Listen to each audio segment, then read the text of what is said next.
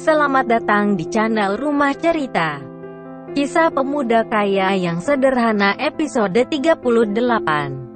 Apa kabar para sahabat? Admin mengucapkan terima kasih kepada para sahabat yang telah mendengarkan kisah ini. Dan seperti biasa admin juga berharap semoga para sahabat senantiasa sehat dan dilimpahkan rezekinya. Baik, kita kembali ke cerita. Pada episode 37 diceritakan, Andi yang saat itu tengah bersantai di ruang cleaning service bersama rekan-rekannya. Andi tiba-tiba ditelepon oleh Pak Hendri untuk diminta datang di acara pengalihan kepemilikan perusahaan baru. Karena acaranya baru jam 2, maka Andi berencana nanti jam 1 siang Andi baru akan berangkat. Kini Andi kembali menikmati acara santai dengan beberapa rekan kerjanya tersebut. Kini jam telah menunjukkan pukul 9:20. Andi dan beberapa rekannya telah bersiap untuk melanjutkan kembali aktivitasnya. Kali ini Andi dan Roni mendapat tugas untuk merapikan sebuah ruangan yang selama ini kosong terbengkalai. Ruang kosong itu rencananya akan dipakai sebagai gudang perlengkapan.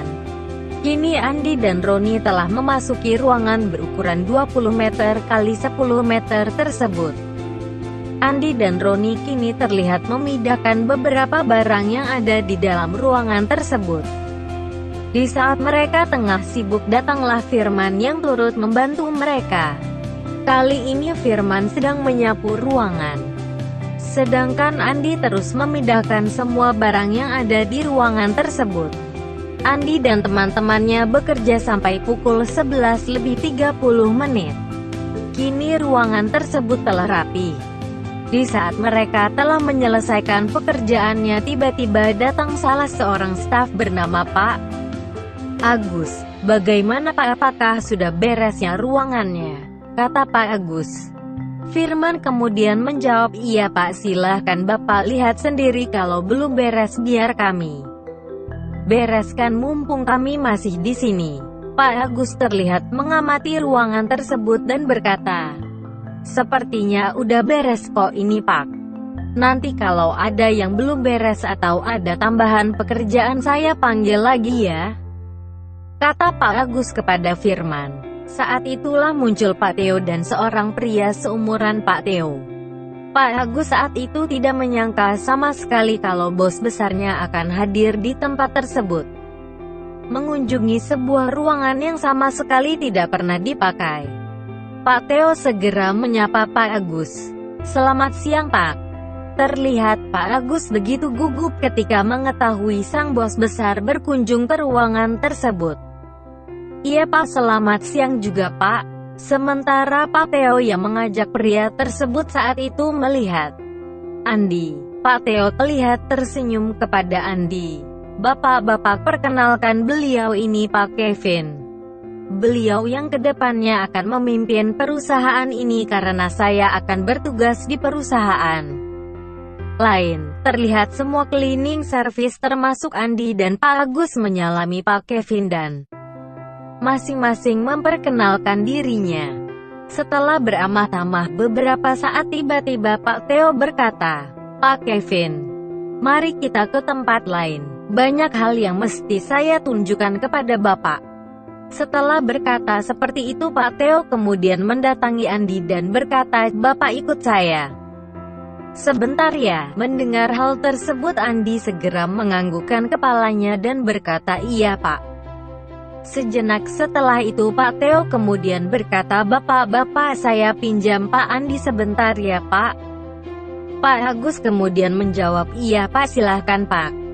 Kini terlihat Pak Theo dan Pak Kevin berjalan sebaris sementara Andi terlihat di belakang mereka. Kemudian saat di ujung lorong bangunan tersebut, tiba-tiba Pak Theo berhenti. "Pak, Bapak sudah kenal belum Pak sama pemilik perusahaan ini?" Sebuah pertanyaan yang tidak penting sebenarnya. Namun ternyata Pak Kevin menjawab, "Kalau saya sebenarnya hanya tahu nama saja Pak, tapi kalau ketemu malah belum. Kalau dari nama sih saya tahu." Pemiliknya adalah keluarga Nicholas, Pak Billy Nicholas, kata Pak Kevin. Andi yang saat itu mendengar apa yang dikatakan dua orang di depannya tersebut.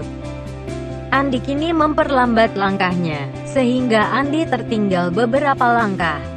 Kemudian Pak Theo berkata, "Bos kita ada di belakang kita, Pak."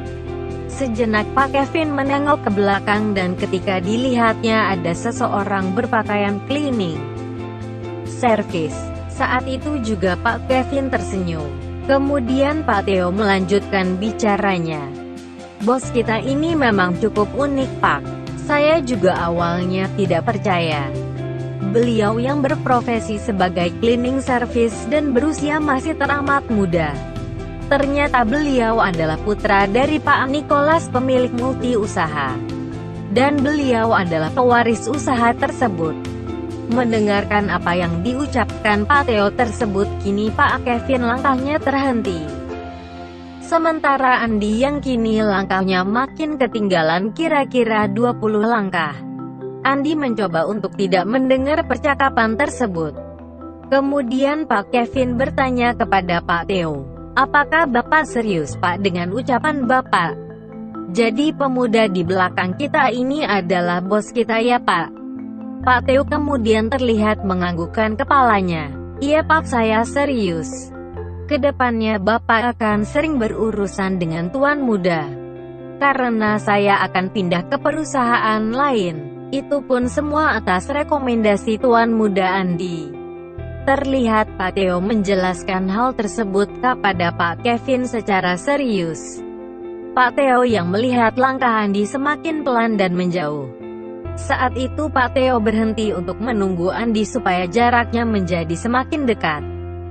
Setelah jaraknya dengan Andi tinggal beberapa langkah dan semakin dekat, Pak Theo kemudian berkata kepada Andi, "Tuan muda, ini Pak Kevin sudah saya kasih tahu jati diri tuan muda.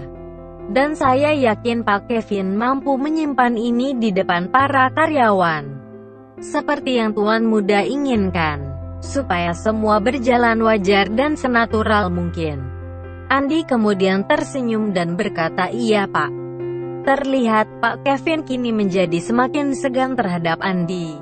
Andi kemudian membuka percakapan. "Begini, Pak, ini bukan sebuah penyamaran dengan saya menjadi seorang cleaning service. Namun ini adalah sebuah proses belajar bagi saya untuk bisa mengenal semua lini profesi yang ada dalam perusahaan saya. Mungkin saya beberapa waktu ke depan akan meneruskan kuliah. Saya pemimpin baru di perusahaan ini. Saya harap mengkondisikan saya untuk hal tersebut. Saya akan mengambil kuliah kelas karyawan untuk kelas malam dan akhir pekan." Mendengar hal tersebut Pak Kevin kemudian menjawab, "Baik tuan muda, saya akan mengatur semuanya." Mendengar hal itu Andi lalu berkata, "Terima kasih, Pak. Oh ya Pak Theo, nanti jangan lupa ya jam 2 siang Bapak datang ke alamat ini," kata Andi sambil memberikan secari kertas kepada Pak Theo. "Nanti saya akan menandatangani pengalihan kepemilikan perusahaan yang nanti Bapak pimpin. Kami akan mengenalkan kepada Bapak beberapa orang yang akan memimpin perusahaan tersebut." Pak Theo kemudian berkata, "Baik tuan muda." Andi kemudian tersenyum kepada Pak Kevin. "Bapak fokus saja dengan perusahaan ini ya, Pak. Tunjukkan kinerja Bapak ya. Nanti dari pusat akan senantiasa memantau kinerja Bapak. Kalau Bapak prestasinya bagus, maka besar kemungkinan Bapak akan dipromosikan ke posisi yang lebih bagus." Pak Theo dan Pak Kevin kali ini terlihat begitu bersemangat mendengar apa yang diucapkan Andi. Kali ini Pak Theo mengajak Pak Kevin untuk ke ruangan HRD. Di ruangan tersebut Pak Kevin dikenalkan dengan Ibu Francisca. Kemudian Pak Theo mengajak Pak Kevin untuk dikenalkan dengan beberapa manajer termasuk Wawan. Kini Pak Theo lalu menuju ke ruangan Pak Zainal di bagian ekspor-impor. Pak Zainal siang itu terlihat di ruangannya. Pak Zainal yang melihat Pak Theo berkunjung ke ruangannya. Kemudian Pak Zainal menyambut tamu-tamunya tersebut. Andi kini terlihat duduk di sebuah kursi di luar ruangan Pak Zainal. Sementara yang masuk ke ruangan Pak Zainal hanya Pak Theo dan Pak Kevin. Andi hanya berkata, "Pak, saya menunggu di sini saja." Terlihat baik. Theo hanya berkata, "Baik, silahkan." Kini Andi duduk di kursi yang ada depan meja Linda. Kali ini Linda yang terlihat sedikit heran. Kok Andi berjalan dengan pucuk pimpinan perusahaan? Ada apa ya? Setelah Pak Theo dan Pak Kevin duduk, Pak Theo segera mengenalkan Pak Kevin kepada Pak Zainal.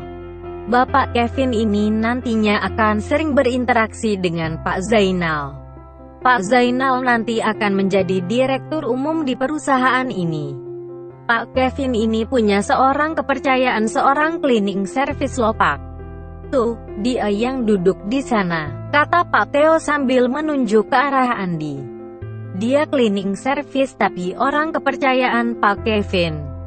Kalau mau perintah-perintah cleaning service yang satu itu maka harus izin Pak Kevin dulu.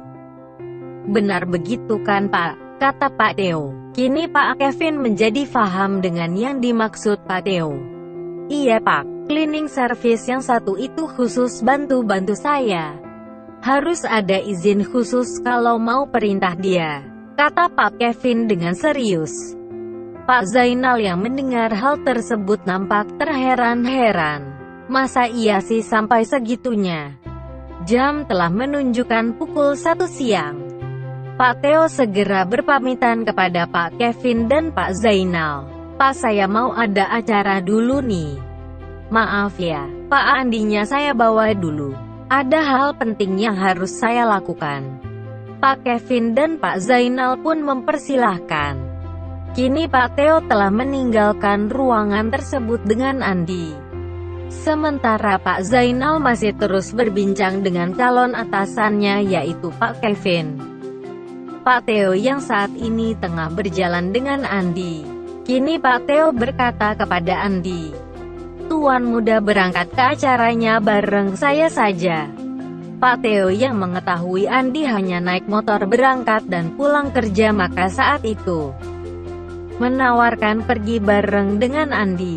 Namun ternyata Andi menolaknya. "Terima kasih Pak. Tidak apa-apa Pak, saya naik motor saja." Itulah kisah pemuda kaya yang sederhana. Episode 38. Silahkan like dan subscribe jika berkenan. Bagaimana kisah selanjutnya? Ikuti terus cerita ini. Terima kasih.